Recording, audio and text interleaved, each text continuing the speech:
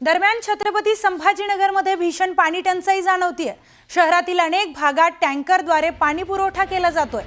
मात्र टँकरद्वारे पाणी पुरवठा केला जाणाऱ्या भागात तिसऱ्या दिवशी एक ड्रम पाणी प्रत्येक घराला दिलं जातंय, तर ते पाणी एक दिवसही पुरत नाही। त्यामुळे पाणी विकत घ्यावं लागतंय आणि त्यामुळे मोठा आर्थिक फटका बसतोय असं तिथले स्थानिक नागरिक सांगतायत। तर एक ड्रम पाण्यासाठी 2 दिवस वाट पाहावी लागतेय असंही स्थानिकांनी म्हटलंय।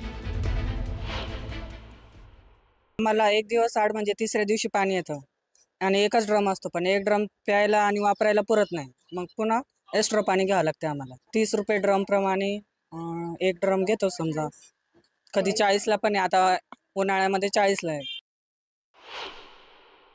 कधी कधी असं वाटतं की आम्हाला वाटते इथं नळाची योजना व्हायला पाहिजे। आणि इथं पाईपलाईन खचलेली आहे, तरी पण पाणी अजून आलेलं नाही। सरकारने इथं हे करायलाच पाहिजे। पाणी यावर्षी जून महिन्यात पाणी आलं पाहिजे। येणारा महिना सव्वा महिना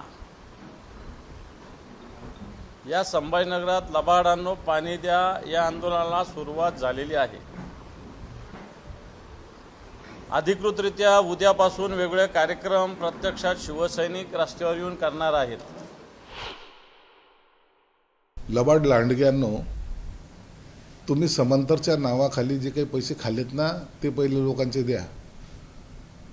त्यांच्या टॅक्समधून वसूल केलेला पैसा, त्याच्यावर चालणारी योजना, त्याच्यावर घेणारी तुमची टक्केवारी, त्याच्यामुळे या शहरावर पडलेला भार आणि त्यांना पाण्यासाठी टाव फोडणारी जनता, याला जबाबदार तुम्ही आहात।